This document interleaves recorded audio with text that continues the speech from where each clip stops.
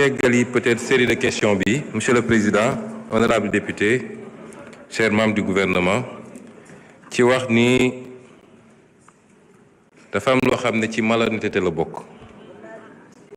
mooy di wut ñaari objectif benn bi mooy bëgg a def négation mooy weddi li fi xewoon yépp te mu andi problème yi ñu nekkee bëgg ne Sénégalais compteur bi day commencer à partir de 24 mars bi ñu nommé bi ñu falee président Bassirou Diomaye loolu ci malhonnêteté la bokk ndax bu ñu defee inventaire def état des lieux ne bor bi mi nga ca 119%. kuy gor rek war a wax ci situation réew mi da ngay commencer situation de référence boobu ñaareel bi mooy manœuvre pour essayer ñoo jaxaseeg askan wi rawatina nag ndaw ñi nga xam ne suñuy ndaw lañu.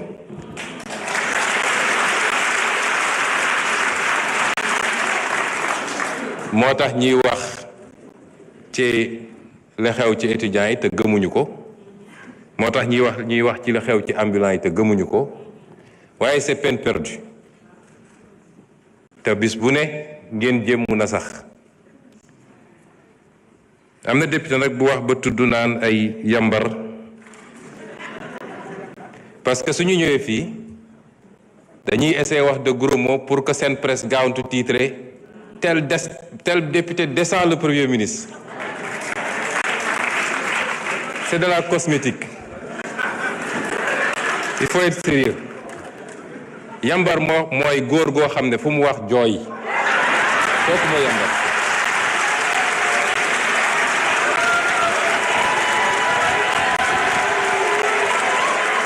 S'il vous plaît. S'il vous plaît.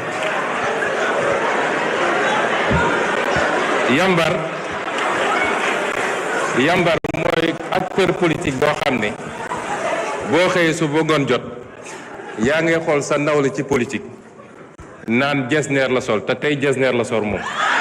loolu mooy yambar mooy koo xam ne boo xëyee su bëggoon jot nettali nañ ma wax nañ ma téeméeri étudiant fii jigéen bi mujj naa avorté te suñu nee andil preuve doo ko andi ñun ñoo leen njëkk a opposé wu fii taxaw naa fi nekk opposant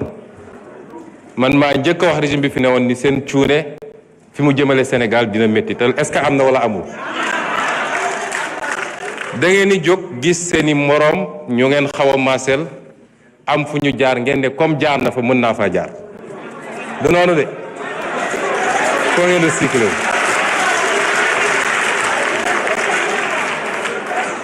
li jëm nag ci ambulants yi man digal bi ma jox ministre bi mooy lu ñuy def rek nañ ko def ànd ceeg yërmande parce que ñun ñëpp a bokk réew mi ambulants yi ñun ñëpp am nañ bokk ambulant lenn la ma wax ne ma sooy wax rek ñaanal ma man lenn rek laa leen laaj mooy nañu bàyyi trottoir yi leneen lu dul loolu mën nañ ko muñ mën nañu naxante di mettre en place des solutions bokk na ci solution yi nga xam ne ci lu yàggul rek dinañ def première pierre bi bu soobee yàlla mooy centre commercial bi ñu war a transformer CICES muy centre moderne nga xam ne dina jël des milliers et des milliers de commerçants mooy li ñu bëgg a def fii ci marché Kermel bi wala lu ñu fa war a yeggali ak yeneen solution yoo xam ne fépp ci Sénégal dinañ ko def dañoo hérité ci réew mu xaw a doy waar situation bi métti waaye noonu la ñu amee yërmande ci Sénégal yi wax nañu ne lan mooy dañoo annoncé ne ci fan yu néew waaw suñu annoncé 10 novembre ne fan yu néew tey ñu nekk 28 novembre fan yu néewagul ba léegi vraiment y a des choses man xamul fu muy jógee te loolu dinañ ci tontu ministre de l'énergie dina ci tontu bu ci kanamee parce que temps bi mayu ko woon ambulants yi dinañ leen accompagner jàppale leen waaye nag am réew mënuñu dañuy toog ba lépp yemb rek discipline dooga am déedéet il faut ñaari ñu boole ko di def discipline boole ko yërmande parce que Dakar dans un an day accueillir les Jeux olympiques nit ñi mënuñ ñëw fii fees fi dell nit mënul dox ci trottoir rond-point yi nit ñi occupé ko bi ma njëkkee wax ak ambulants yi fii daaw dama leen ne buntu école yi trottoir yi buntu poste de santé yi bàyyi leen ko la ca des mun nañu naxante ndànk-ndànk te dinañu continuer liggéey ak ñoom te dinañu mettre en place des solutions ci mandat bi ba ñëpp gis ni donte lépp matul am na effort yu bëri yu ñu def malgré la situation du pays. wax nañu ci lu jëm ci agriculture loolu liggéey bu rëy lañ ciy def parce que wax nañu performance su ren yi macha allah ñuy féliciter ministre bi ak secrétaire d'État bi ak tous les acteurs waaye li ñu war a liggéey ci mbay mi bëri na. boo jël lu mel ni gerte bi il faut je vais mettre en place dès la semaine prochaine comité pour ñu auditer subventions yi parce que subventions yi état bi dugal bëri na lool